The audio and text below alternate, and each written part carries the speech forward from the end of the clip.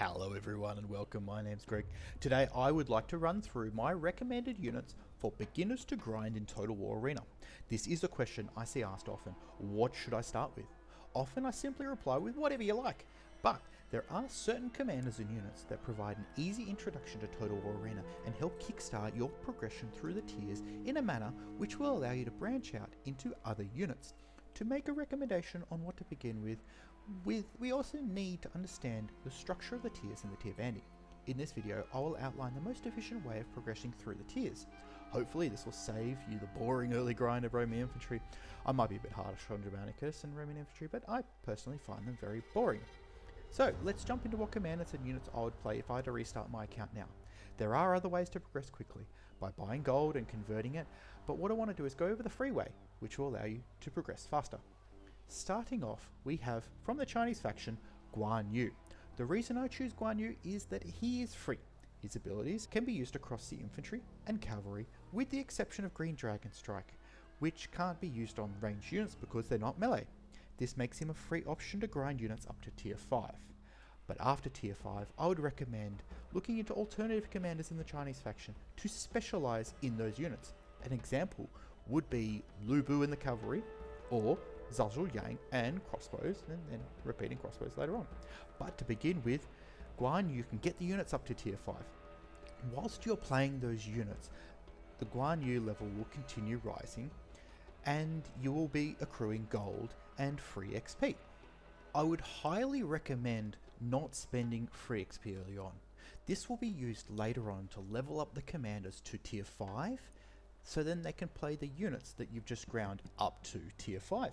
You can also use that free XP to skip, say for instance, tier 6, which is notoriously hard to play because you get banded with higher tiers. So in summary, to begin with, use Guan Yu, use him to level up the lower tier units, then purchase a specialized commander to play after tier 5. The second option I would use if I was starting over is Arminius from the Barbarian faction. The speed of Arminius makes Barbarian Cavalry extremely fun to play, and is suitable to the current game mode and ticketing system. I would, similar to Guan Yu, grind him to tier 5, playing both the cavalry and the infantry, and then use the free XP and the gold from that to do exactly the same thing again. I would purchase the more suitable commander for those units, potentially Vercingetorix, and then work my way up the higher tiers. But unlike Guan Yu, Arminius can still very competently play those units up higher, and you don't need to transition across to the Vercingetorix or Boudica or even Ambiorix if you really want to go through that pain. After the Barbarian and the Chinese faction, the other commanders starting out that you get for free, their abilities don't really translate across to other unit types. So Germanicus, Heavy Infantry Charge, Testudo and Vengeance, you're not really going to be able to use those abilities across infantry, cavalry and archers, so I don't really think he is a very good option to start off with to grind quickly. Kanane, the only real ability that is transferable across all three is the speed buff from her tier 1, and for the Carthage faction, Hasdrubal, he has nice abilities, but he only really has spears until tier 4. So you're not really going to be grinding multiple branches to really expand your gameplay early on. I'm not really going to mention the Gladiator faction because you need to purchase both of those commanders, so you're not going to be purchasing them at the very start and playing them straight away. So there's no real point going over them too much. What I want to go over now is the tier banding. Now this is really important when you're trying to progress quickly through the tiers to make sure that you're going to be hitting the tier banding that's going to be beneficial for you to progress. So during normal playtime, from tier 1 to tier 3 is PvE, so you're going to be versing the bots. But once you get to tier 3, you have the option of transitioning to playing versus humans. So you have tier 3 to tier 5 banded together. After that, you have tier 6 and tier 10 banded together, which is very hard for players just starting out to be able to compete at tier 6 against the higher tier 10. Now, during the Chinese peak, which is, for me, it starts at about 7 PM. I'm 3 hours ahead of them. It changes to being tier 3 and tier 4 banded together, tier 5 to tier 7, tier 8 to tier 10. Now this is really important, because what it then makes is the tier 6 viable for me to play during that time.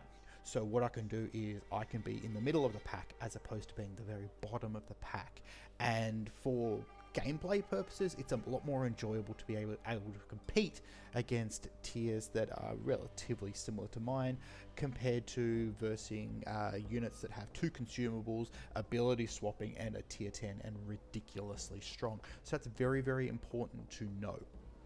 And if you plan it properly, what you'd be able to do is you'd be able to play up to tier 5 outside of the China Peak, and then during Chinese Peak then you would be able to unlock your tier 6, play that for a little bit. Now, knowing that you've played all of those other units from that same faction, the commander level would probably be tier 6, maybe even tier 7 if you ground quite a few of those units, and as a result you would have those talent points that you can fill out that whole lower tier of talent point allocations to make sure that your commander level is going to be strong enough to accommodate those units and to be able to fully utilize those commander abilities, which is very important. So to go over it again, outside of China Peak you would play from tier 1 to tier 5. During Chinese Peak you can play tier 6 to tier 7, and then outside of China Peak again I would go from tier 7 to tier 8.